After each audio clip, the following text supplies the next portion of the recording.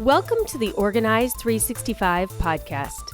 I'm your host, professional organizer, productivity expert, and motivational speaker, Lisa Woodruff. This podcast will help you embrace progress over perfection and create lasting functional organizing in your home. I have so much to share with you, so let's get started. Nancy, welcome to the Organize 365 podcast. Thank you for having me. I'm very excited. How did you first find Organize 365? So when I did my master's degree, one of my profs became a Facebook friend, and she posted on Facebook that she had a Sunday basket. And at the time, I was like, what is this amazing idea? And so she kind of directed me to you and your podcast. And then, of course, I started, like everyone, just listening to everything you've ever put out and kind of got involved that way. What were you getting your master's in? It's Master's of Nursing and Nurse Practitioner. So I'm a primary care nurse practitioner.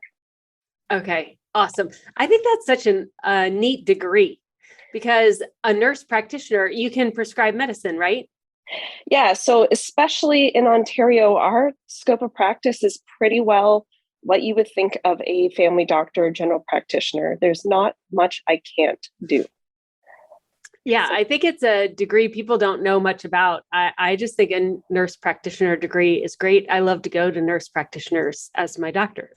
Yeah. Well, my job at the time actually was in a community just outside of where I live. And the government actually funds nurse practitioner-like clinics. So I was practicing independently, had my own patients, but it was a commute. So I listened to a lot of your podcasts on my commute there and back. And I think a lot of people don't even realize that nurse practitioners exist if they've never actually come in contact to us. And I like to think about it as bringing all the great things about nursing and looking at the whole person, but bringing that ability to kind of provide extra care. Well, I will say that when I got put on antidepressants like 12 years ago, it was because my doctor couldn't see me that day. And so they gave me the nurse practitioner, and I had been asking my doctor about antidepressants and like everything that was going on in my life and how overwhelmed I was. And this practice at the time was whatever your malady was, you were allowed one and only one. And so when you came in, you could be seen for whatever that malady was. And then if you had additional symptoms, you needed to make a completely different appointment. They would not see you, and they would not deal with more than one thing. They'd be like, yeah, you're going to have to come back later for that. And I was going to 100 doctor's appointments a year for my kids. So like I couldn't make another appointment for me for a secondary thing. And it just so happens I got the nurse practitioner the next time I came in instead of the doctor. And I came in for, I don't know, asthma or something like that. And I said, well, actually, there's this like depression thing. And she's like, oh, well, tell me about it. And so then she went, and she's the one that actually got me the antidepressant medication because she would listen to me and she gave me more time. And she was like, oh, you actually need to be medicated for this. Like, you need some intervention. I was like, I've been trying for 2 years to get intervention. And it was her that finally said, yeah, let's try some things.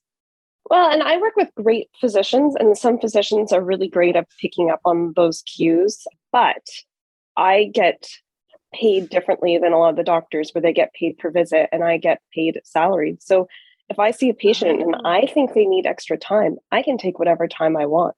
I'm in control of my schedule. So a lot of people, that's a benefit when you have 6 problems and they might all be connected and you're not sure. And you can sit, if I know that ahead of time, I can book you in to deal with all 6 issues at once. Yeah, I think we all need to become more knowledgeable about the resources and the different services that are available to us in every facet of society, and specifically in medicine. Like, I'm 50, and so I'm actually 50 now. And so I go in. Yes, happy belated birthday. Thank you. But I mean, when I go in, I mean, like I've got half a century worth of, issues that have built up, and, there's just a lot there. So you need a gynecologist, a dentist, a primary care, you need all these different doctors, but also you need somebody that can look holistically at it like you can. And that's why I actually love nurse practitioners. It was way back then, like 12 years ago, where I said, I see medicine headed more towards a nurse practitioner being an ideal medical provider, because they have that skill set of nursing with the skill set of, that medical, of being able to use medications as needed to help in certain situations. And so I saw a time in the future where it would be a very great way to receive your medical care. Yes, I agree. And, I think sometimes navigating the system is challenging. So even talking to a healthcare provider that can explain to you how to navigate things. I mean, how much of that is confusing. I mean, that's why your medical binder works so well, because trying to remember all these pieces of information and figure out who you need to see and why is overwhelming. Yeah, I totally agree. So we've gotten one question done. I've totally derailed already, Nancy. You're a really good sport that you're just going to follow me down whatever path we go down. But tell us, who lives with you and your family? So I live with my husband. We have 2 kids, a 2.5-year-old boy and a 4-month-old girl. We have also 3 cats and a ton of fish. So when you said your husband was into aquariums, I have the same problem. Greg has decided he can't get the aquarium because then Grayson's just going to pull everything down. So it's now another 5 years before he'll get his aquarium. Maybe we'll have to come to Canada to see yours. Well, or wait till Grayson is very excited for the aquarium. Yeah, which I'm sure he will be. I'm sure we'll have one sooner rather than later. Okay, so you mentioned that in college was when you heard about the Sunday basket from your professor. Were you looking for an organizational system? Like, why did that even pique your interest? So it wasn't actually when I was in college. It was when I left college, but I was actually on parental leave with my first. And I think I started realizing that organizing my life was getting pretty easy, but I was starting to become more responsible for organizing other people. One thing that kind of has come to light recently is that my husband, who's a very smart, successful guy, probably has ADHD. And I think I've been also doing a lot of the executive functioning for him as well. And it just became harder. There was more in general. You're just dealing with bigger volumes, organizing multiple calendars and the whole 9 yards. And I just felt like I needed to have my brain clear. So what did you try? Had you tried other things before Organized 365? How did you get started? So I've probably tried everything under the sun. So before I met my husband, actually Marie Kondoed my life. And at the time, as a single woman with a small apartment, it worked very well. There's just less volume. So it's easy to organize when you just have less stuff. When I was on mat leave, I discovered the Home Edit and did make some beautiful Instagrammable organization systems in my home, but that worked for my stuff, not for my husband or having a kid or all the other things. So when you talked about functional organization, that just kind of made sense to me. And also, I think just the fact that I need to make systems that would work for everybody in my household. So what did you do first with the Organized 365? So I actually did not do the Sunday basket first, ironically, because that was my thing to get into it. I went all access first when that's what it was called, because I was really interested in the binders. Funny enough, because that was the last thing I actually did. But so I kind of started with the 100-day home program. And like you warn everyone, never have actually gone through the whole 100 days. But then I finally tried to do my own Sunday basket, didn't work, purchased the system, did it, and then realized that that is absolutely one of the, key points of getting myself really organized. Was the Sunday basket. The Sunday basket. Because I, as a millennial, and you tell people on your podcast all the time, thought I really didn't have that much paper. And then realized, no, I still have paper. But even just the idea of the Sunday basket, you can turn that into making yourself digital systems that also work well. Yes. So I process my email in a Sunday basket format now. If it can wait, I put it in my Google Tasks. I deal with it on Sunday. How long do you think it takes you to do the Sunday basket on Sunday? Honestly, at this point, barely any time. And I rarely actually do it on Sunday. Okay. When do you do it? Usually on a Monday, Wednesday, or Friday when the toddler's at daycare, because that's just me and the infant. It probably takes me half an hour. And I think that's not typical, but I think it's because I've been doing it for a while and because I just already, I've gotten to the point where my other systems also work well for me. So yes, some of the things that take time on Sunday, once you do it for a while, you're like, oh, I'll just put that on a recurring order. Oh, I'll just do that with this. Oh, it just becomes a habit versus sitting down and mentally thinking about what needs to be done. And by the time I get to the Sunday basket time, I've already during Sunday done a lot of the things I used to do sitting at the Sunday basket time automatically over the weekend. So by the time I get there, it's like, what have I forgotten and I haven't gotten done yet versus how do I get everything done? And I think a lot of because of the way I've always, again, probably just being younger, a lot of electronic systems, my banking and all that has been automated. And I think that also helps kind of reduce it. But there's still paper going into the house. There's still calendars that I need to make sure that everyone knows where they're going to be and where and who's responsible for what. So it still is valuable time. And specifically, since you do it digitally, and just for the record, almost everybody who does a Sunday basket has at least a digital component to it after they do it for 6 weeks. And some people like you, it's mostly digital. So you totally can make this digital. I just teach it in an analog form. So you were doing it on your own. You created your own Sunday basket, and then you got the actual Sunday basket. What was the difference those first couple of weeks when you had the physical basket? What was it that made it click more for you? It was just the quality of the product made it easier to actually not lose things, use the boxes it's meant to. So just drop things in and leave them. And I think also having gone, I haven't done a lot of the sitting and watching the Sunday basket group as often as I'd like to. But when I have, just seeing it a few times and seeing how people have used the Sunday basket make just those little details that make it more customizable to your own life.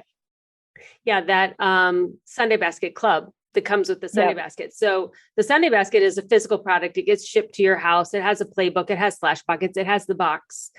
It's $97 and it comes with an online dashboard of on-demand videos that you can watch and all that kind of stuff and printables that you can download. But in addition to that, there's a Sunday basket club, which happens like 47, 48 weeks out of the year on Sunday for 90 minutes, where you can join in with people doing it live, or you can watch it as a replay and just kind of co-work doing your Sunday basket. But it's led by the Organized 365 team. So they're actually saying, do this. Okay, now it's time to do this. Okay, now it's time to do this. And the person leading is actually doing their Sunday basket with you. And you really are like, it's that community of doing it together that I don't think that I've articulated very well is included in this $197 purchase. And that club is like a lifetime membership.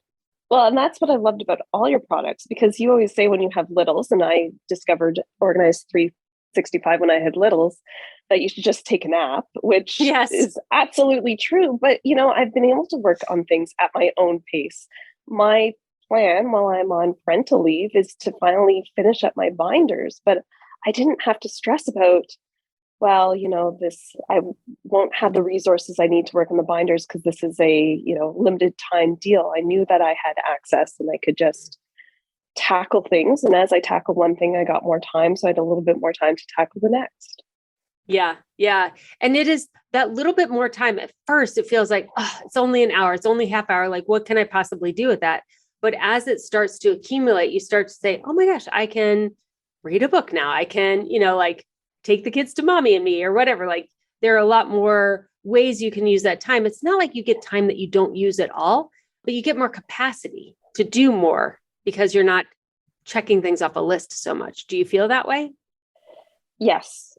I think that's the biggest thing is, I know that one of the questions you always ask is, what do you have more of? And yes, this was the question that I had a great answer. And then I thought, What I have more of is time where I'm just snuggling my baby and I'm not worrying about, oh, I need to do the dishes or the laundry or because I know that stuff is taken care of. And I just can sit there and go, okay, I'm just going to let her snuggle in my arms for that extra Yes. half hour I wouldn't have before.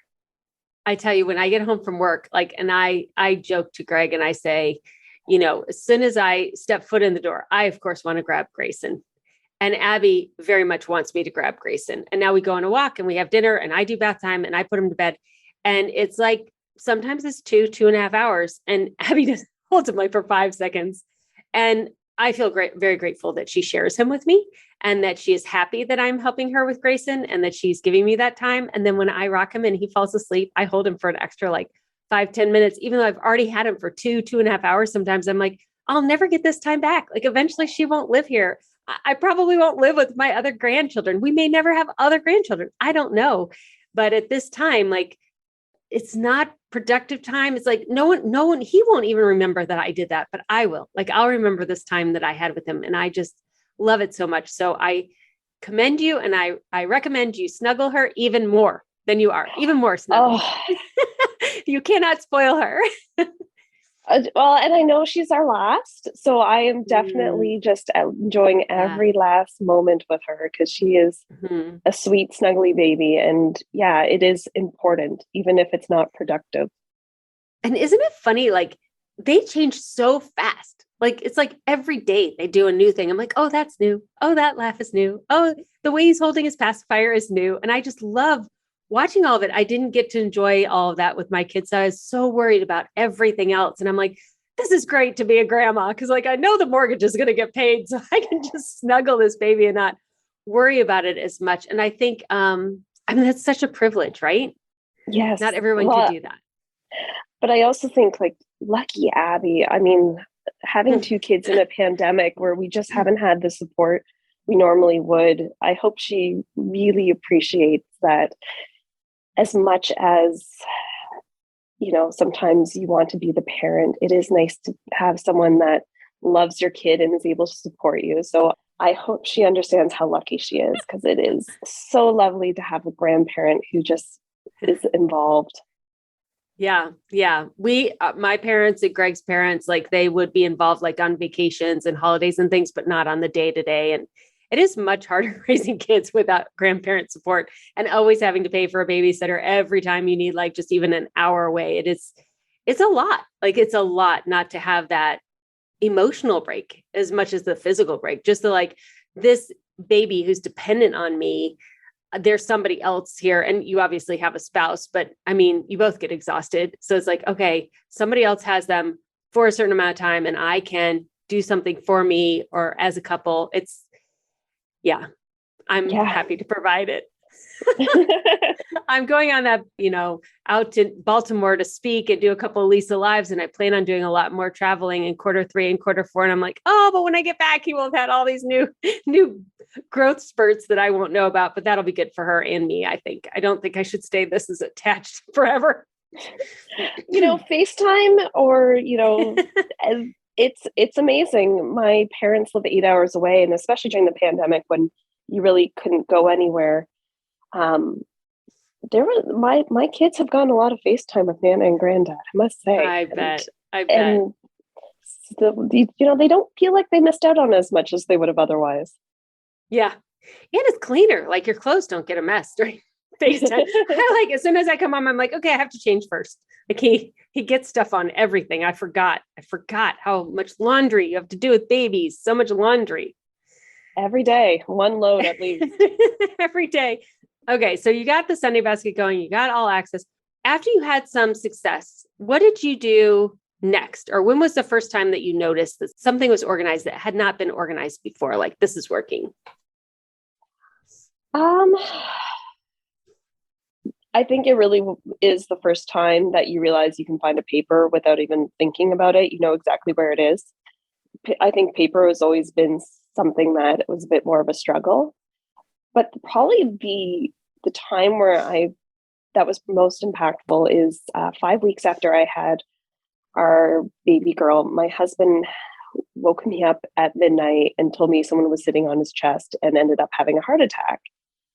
And so, of course, not what you expect, had, called 911 and all that. But I knew exactly where to find his medications. I knew exactly where everything was. And in those situations where, even though I'm a healthcare professional and I used to work Emerge, it's different when it's your spouse. Mm-hmm. Just knowing where everything was and knowing that you could get it in the 2 minutes it would take for the ambulance to get there, you can't put a price on how much that matters. Wow. Is he okay? Yeah, he's doing fine. I mean, best of a worst case scenario, yes, he had a heart attack, but it wasn't major, and he got great care, and is doing really well. But not the thing you expect when your husband's in his early 40s and he just had a kid. So yeah. Wow. I mean, I'm so sorry. Like, segue into funny next story. Doesn't work after that, right? But it is so true. And it's almost like, well, I am a mom and now I'm a grandma. And I'm always like, you should have your paperwork in order in case you ever have an emergency. Maybe I should just play into that. It's so true, though. Like, you always need paperwork in an emergency, and it's either ready for you or it's not. And it either adds more stress or it gives you a sense of control. It does those things. And so I'm so glad that you started on your organizational journey and that you could find that paperwork. I'm so sorry that you had to experience that unexpected event. Well, it is one of those things where, yeah, of course, it's a terrible situation, but it's one of those humbling things because, the first thing I did was call my in-laws, and they drove over right away to hang out with me and the kids. And then my sister drove from 2 hours away to stay with me for a couple of days, so that while my parents were dealing with their own things, so they could come and stay, we had people drop off food, and the amount of well wishes, and you just go, okay, like, this is not great news, but the amount of love and care we received is just so humbling. People can be so great. Mm-hmm. I felt like I'd used up all my goodwill when, you have the second kid and people are already dropping off the meals and giving you the gifts. And then 5 weeks later, it's like the same people are dropping off more food and doing what they can to help out. And you're just going, okay, I'm really lucky. There's some really great people in my life. Yeah. And people, like, if you just have conversations with real people, if you listen to real people's stories, if you can find enough time to have that conversation and be in relationship with people, at the end of the day, that's what we have, right? Like, I mean, the stuff, whatever is stuff, but it's the people that get you through the entirety of your life, and having the capacity for that too, both for them and for you. I'm glad you were able to accept the gifts that were given to you. So I know you already mentioned kind of what you have more of now and how you're using that time. Anything else you wanted to share about that? I'm a better mother because I feel organized. I don't think people realize how much that when they talk about the mental load of motherhood, and all the things you are keeping track of in the house, how much that actually affects you. So, when you're sitting there with your kids, and just wanting to be present, not thinking about all the other things that you could or should be doing, and just being there with them, it makes me more patient with both my husband and my kids. And, I think that's also one of the biggest benefits, to just get in my life organized. Yeah, that ability to be present. I remember when my kids were little, not being able to be present and being frustrated with myself. Like, how can you be a school teacher and do preschool with kids, but then your own kids, you're like, okay, it's been 5 minutes. Can we be done playing now? I was not as patient with my kids as I was with my kids when I was a school teacher or my grandchild. And I think it's fine, but I do remember wishing there was a way I could have solved that when my kids were really little. Yeah. Because we all have these very full lives, and just sitting there and watching your kid play. Most people talk about that doesn't really happen until you're grandparents. And I'm not always able to do that, being the parent, but having at least more of those moments than I think I would have otherwise. Yeah. And a lot of people with young children say the same exact thing. So that is so huge. Like, isn't that kind of what we were promised? Like in this technological age with all these productivity apps and everything, that you would be able to have more time, present time with your family, because you wouldn't have to do all these things that they had to do in the olden days. So I like to hear more and more families that are getting to actually experience some of that. Obviously not all, but even if you get 20, 30, 40 minutes a day, that could be really meaningful time with your kids. Yeah. I mean, my kids are better behaved if I can just, especially my toddler, if I give him some devoted time of mom time, he is a much better kid. Yeah. Yeah. It makes sense, right? Is there anything you wish you had known sooner? I'm going to go back with being a millennial. And I wish someone would have explained to me that being an adult was managing all the paperwork and the to-dos and how to do that. No one teaches you these skills. And, when you talk about organization being a learnable skill, it is, but I'm quite a smart person, but I was getting overwhelmed by my household. And I didn't have those tools, and I did need to figure out a way to learn those tools for myself. Yeah. We have a bunch of 20-ish age employees here at Organize 365, and I put them through the launch program, and they were like, this is all the things we want to know, but we don't know how to ask, and nobody has taught us. And I was like, okay, that's a great description of the launch binder. Well, and because that's what you try to do as a parent, is you realize you're trying to teach your kids all these skills. Yeah. That sometimes you just have to make it explicit, because they don't know that you're not supposed to yell at the top of your lungs in a restaurant, or how to get dressed. And, same thing with organization. Someone has to make what some people do really well naturally and make it really explicit. Agreed. What advice would you give to someone who is just starting on their organization journey? Start small. It is a long process. It will, because I did the thing that you're not supposed to do, which is try to do it when you have little ones at home. But that small little investment here and there has made it a lot easier to keep going. And it doesn't matter how fast you do it. It really doesn't. Yeah. No one's keeping track, right? Yep. I mean, I'm still working on my binders. I don't expect that I'll be done for another 6 months, because I'm just doing it a bit at a time. But just knowing that my binders are getting together and that I have that information and I know where it is already giving me way less stress. That is so awesome. Nancy, thank you so much for coming on the podcast and sharing your story. Thank you. Are you ready to share your transformational story with me and the rest of the Organize 365 community? We would love to hear it. Please go to organize365.com/Wednesday and fill out an application. I cannot wait to see your application in my email inbox.